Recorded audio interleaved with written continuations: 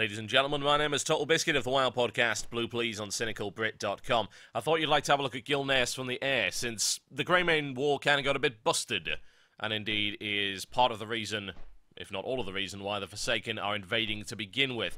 So you can fly through this. I'm on my Horde character right now. I thought there might be an invisible wall, but it turns out there is not. Now, the reason for doing this is, firstly, we get to see some stuff we didn't see before, and secondly, we get to see phasing in action once again.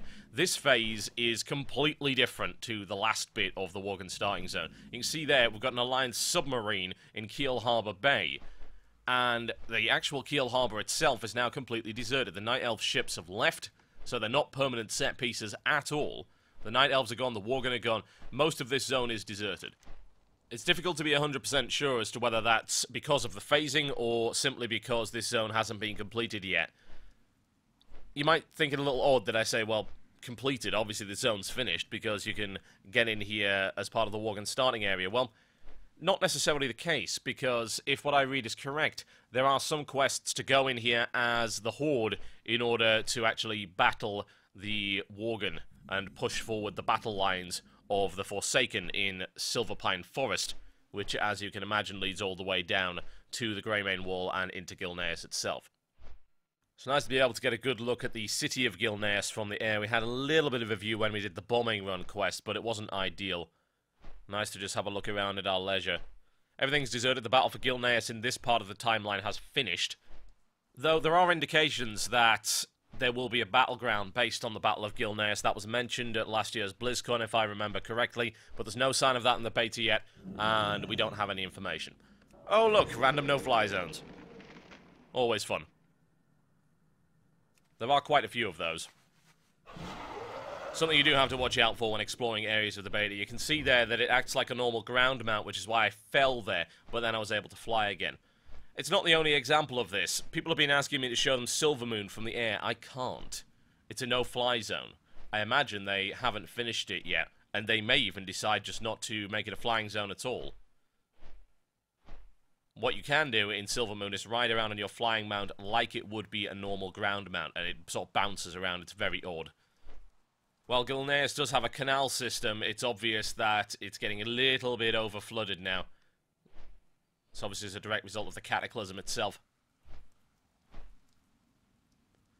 What we're going to do is we're going to visit a few areas that we've been before, as well as some areas that we couldn't access, such as, say, the top of the Greymane Wall, as well as the lighthouse that I showed you at the start of Darkshore Leveling 1. You might wonder just what's different between this and Darkshore Leveling 1. Well, that should be fairly obvious. And the Kiel Harbour bit right there is completely different to the phase that I'm in, even when I return to Gilneas using my Hearthstone. We're heading over to Greymane Manor, which was the sort of refugee centre and triage area in the Worgen starting zone, just because I want to have another look at the observatory, because it's awesome. I mean, look at that. I like the glowing orange very much so, in contrast with the darker Gothic architecture. A little bit of Bower stone going on there from Fable. We're going to have a quick look inside, although what you'll find is, well, nothing, unsurprisingly. There you go. I'm not entirely convinced by the two-way coloured glass that they seem to have there. You've got a glowing green stained glass window on the inside, but on the outside it's bright orange. Don't think so. Now, what I'm showing you here is the remains of Duskhaven. What you need to understand is that this area is phased several times over the course of the Worgen starting zone, and then by the end of it, it's actually way worse than when we first saw it.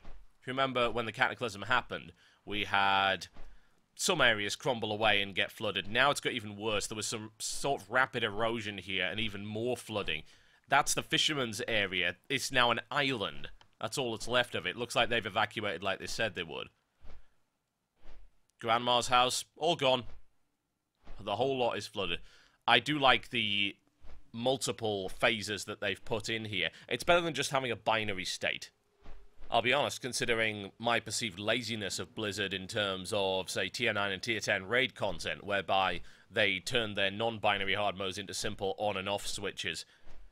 I'm pretty impressed that they took the time and put in the effort to show a progression in terms of the zone and how it changes. That's where that angry Etten was. And it's nice that you can have a look at this and you can see the progression as we worked our way around this zone. It's very nicely set out and it's pretty clear. It's like we traveled along here and then we reached Stormglen. This entire zone actually is one big circuit with Gilneas as the centerpiece. Stormglen is completely empty. Those of you who are hoping to grab yourself a wary mastiff as your pet, especially if you're horde, you may be out of luck. There are no mastiffs here at all in this phase. That does not necessarily reflect the final state of this product, and I do need people to understand that because they keep having this crazy idea that everything I show them is going to be absolutely final, and this is what you're going to see pixel for pixel in the release. That is just not true. We'll head over here to the lighthouse and tower. One of the two. Maybe it's multi-purpose. It's Tempest's Reach. You'll remember in our adventures in this area, we had a bit of treachery towards King Greymane. They captured him, some of the lords and barons, simply because they wanted to try and trade him to the Forsaken in order to stop them from invading, as if that would have worked. We need more of these towers. They're awesome.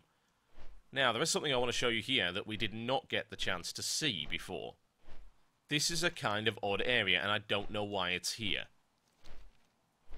There's no reason for you to ever go here in the starting zone. But what puzzles me are the mobs in this area. Yes, this is one of the only areas in this phase that actually has mobs. What's weirder is what kind of mobs. Now, this zone does not have a name, but that's clearly an alliance tower. We've got some writhing mages. We've also got some cursed justicars. And there is one final kind of mob here as well called a condemned cleric. These are all ghosts by the looks of it. It's very odd, isn't it? I can't imagine. Now, the weirdest thing is the level of these mobs. There you go. Level 60 elite.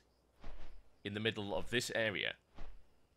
Now, as far as I can tell, the only reason the Horde would have to go in here in the first place is for quests at the latter half of Silverpine. So, why would there be 60 elites on an island in the middle of nowhere? There may just be placeholders for something else, but it is intriguing nonetheless. There may also be a reason for the Alliance to come back here at some point. Now, I'm going to fly us along the Greymane Wall. Apparently, it was, to some degree, a dam, although I have the feeling that water might not have been there before the Cataclysm. The wall is ruined in several places, as you might imagine. Most of it connects onto Silverpine and a little bit of Alterac as well. It's one damn impressive wall. It's freaking enormous. Talk about the impracticalities of it. Some of you might wonder why this wall's even here to begin with. Well, apparently it was erected after the Second War by a fellow by the name of Gen Greymane. And Gilneas actually isolated itself from the Alliance, and it was a result of a dispute involving orc internment camps. Some of you might not recognize King Greymane's first name, and that's actually Gen, so it's the same guy. If you want to know where he is right now, after all of this, he actually ends up in Stormwind Keep. He's standing next to Varian Rin. Now, my eternal quest to actually get to this goddamn lighthouse has finally come to an end. What can I say? I like lighthouses. They're neat.